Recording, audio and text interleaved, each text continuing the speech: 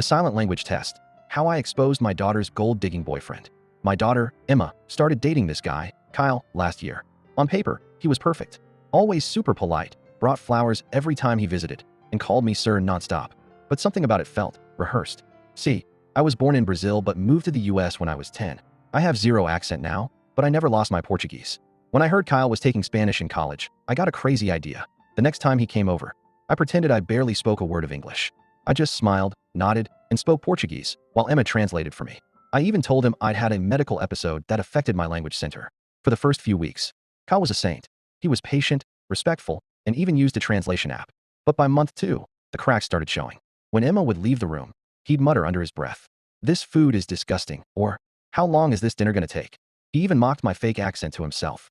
I just smiled and offered him more food. Then came the real clincher. I overheard him on the phone in the backyard saying, "Yeah, I returned the cheap bracelet and got the silver one instead. Her dad's loaded, gotta look the part. Now, I'm comfortable, but I'm definitely not loaded. I drive a 6-year-old Subaru." So, I decided to end the game.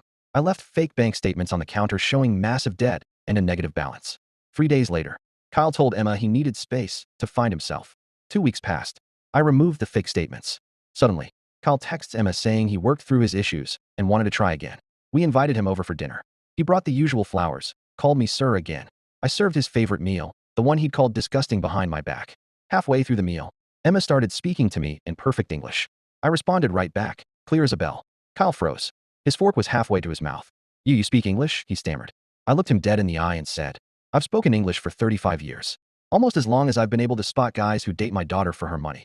The color drained from his face. Emma placed her phone on the table and played a recording of him talking about using my doctor friends to get set for life. He tried to lie, tried to say I misunderstood. But Emma held up his phone. He'd left it unlocked, showing texts to his friends about our rich family. He stormed out, calling us crazy. But Emma?